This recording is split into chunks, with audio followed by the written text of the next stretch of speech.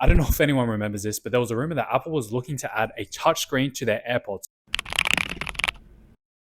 And it's 2024 now, and someone's actually beaten Apple to the punch. And what attracted me to them is just plainly the screen. I wanted to see if having a screen was a worthwhile addition to your earphones case, and I wanted to see if they're worth buying for $20 from Aliexpress. It's not a shocker to anyone that Apple wasn't the first to implement. It's pretty well documented that they'll only make something happen once they've perfected it. But this is still something that I was really surprised at, because this isn't Samsung or Jabra or Sony. This isn't some huge audio brand. This is Xiaomi. If you don't know Xiaomi, they're a Chinese designer and manufacturer. They produce so much stuff, but they're mostly known for iPhones. But the thing is, they don't just do phones. They will do like everything.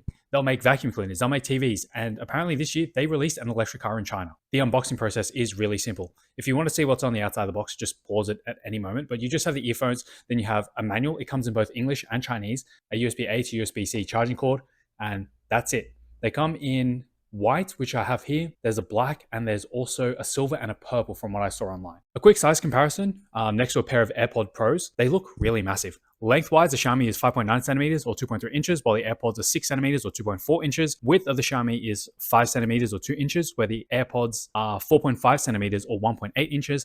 And the height of the Xiaomi is 2.7 centimeters or 1 inch, and the AirPods are 2.2 centimeters or 0.85 of an inch. Just holding them in the hand, the measurements don't really do it justice, because looking at it on paper, the size difference doesn't really seem that big, but when you hold it, there is a world of difference. It is chunky. Moving on, since we're all here for the screen, let's just go through all the functions that it has. On the lock screen, we have the time, we have the battery of the left and right earphone, as well as the battery available in the charging case, which is really, really handy. Once we unlock it, we have a whole bunch of different features. So first of all, we have the stopwatch function, which lets you record laps. If you really need a stopwatch for something important, I think use your phone. Photography, which can take photos for you if you just tap the screen when the phone app is open, which is really, really nifty. We have a flashlight, which turns the screen on, so you can find stuff in the dark. It's not going to be the strongest flashlight. It's definitely a lot weaker than the one you have on your phone, but nice to have. There's a dial, which takes you back to the lock screen. Don't know why that's there. Style for theme. The only theme I found that was good was the gear theme that I'm using here. All the other themes are a little bit more difficult to navigate. Spatial audio, which you can use for movies, games, or songs. It is really bad, so I wouldn't use it. We have ANC, active noise cancellation, and transparency mode. Brightness as well. It gets quite bright. It's not good enough for direct outdoor sunlight, but on a cloudy day or under shade, it is perfectly adequate. Timer. You can't set your own timer here. You can only use the presets available, which is very stupid. There's an equalizer, but once again, there are only presets. You can't set your own custom EQ. Find earbuds, which plays a very loud tone out of the earbuds if you lose one. Music, standard, next, pause, previous. The most useful thing on this case by a long shot. And you can also adjust the volume. Settings, you probably won't use it. There's a setting to change like the background theme, but who really cares? And then you have voice assistant to bring up your voice assistant like Google Assistant or Bixby or Siri. Let's start with the bad and end on the good. So first thing, you don't get any notifications on here at all, except calls, but emails or Instagram or whatever is a no-go. I don't expect to reply to messages, but at least reading messages or seeing that I have notifications on here, that would be really handy. The transparency mode, it is borderline unusable, because it makes it sound like there is wind in and around your ear when you're standing still doing nothing indoors. There's no wind at all, and it's very, very loud. It's so loud that it's really hard to hear when people are speaking to you. ANC just doesn't really work that well at all. I think that the passive noise cancellation that you get with these ear tips is probably better than what you're going to get with the ANC. One of these really bad points is also the bass. The bass in this earphone is one of the worst that I've heard in anything. Bluetooth earphones are always going to be very mediocre in terms of sound quality relative to wired earphones. Even AirPods Pros, which are $300 dues, I think, in Australia, they don't sound as good as a $30 pair of in-ear monitors. But to be honest, that's a sacrifice that most people are willing to make for, first of all, convenience and wireless connectivity. I was listening to Praise the Lord by A$AP Rocky. The speaker is just pushing out noise. It's not really sound. Trying out EQ presets does make it more bearable. I found the DJ one was okay and does mellow out the bass a little bit, makes it more palatable. But for an odd reason, there is a decrease in volume when you use any of the EQ settings, and it's kind of significant. I'd say if you go max volume, it's definitely still going to be loud enough, but I found that a little bit weird. If you buy this, listen to Praise the Lord with no EQ and let me know what you think in the comments, because I don't know if I have a defective unit. Another issue I have, if I go into one of these EQ presets or anything, and then I let the case go to sleep, I unlock it again, and I find that it goes back to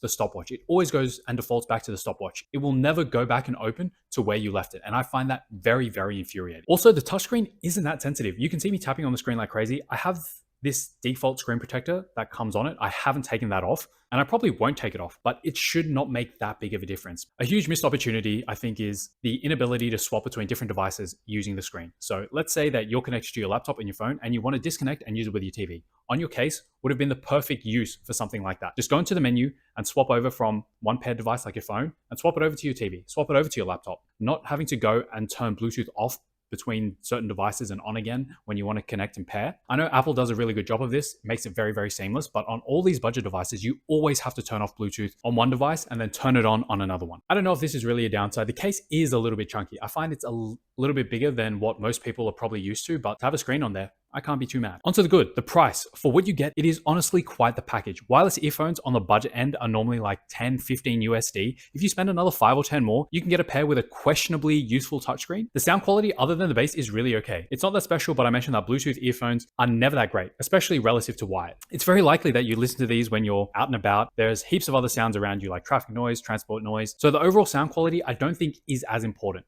because it can be just drowned out by other sound. If you use the DJ EQ preset, the bass issue is, I'd say, passable. It's livable, but still not the best. Battery life is also really good on these. I'd say you're getting 4 to 6 hours on a single charge. They can go back into the case, and the website says that you can get up to 68 hours, which I probably find might be a bit of a stretch. You know how companies love to over-exaggerate their battery life claims, but I wouldn't be surprised if you're going to get 40 hours from these. I just want to say that the mic quality is surprisingly good. The mic test that I'm about to do, it's in a quiet room, no background noise going on, but the sound is really crisp. I also called someone and they said that I sounded good. The audio coming out of them wasn't bad, so really well done on the mic rate. All right, let's test out this mic quality.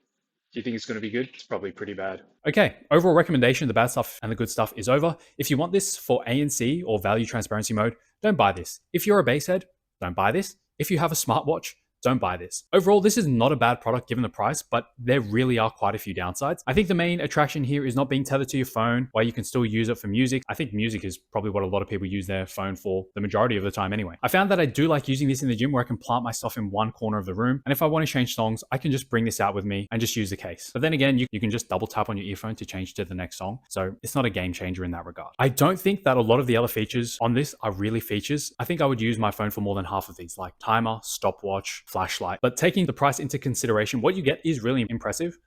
But at the same time, there are so many downsides. It feels like this is a budget product where they overpromise and really underdeliver. There are so many half-baked features on here, especially the big headline ones like ANC and transparency mode that just don't work or don't work well. Overall, yes, I probably would buy this again for 20 USD because just as a standalone pair of earphones, they work fine. But my expectations for those additional features, they would probably be very low. Anyway, that's it from me. Like and subscribe. I'm out.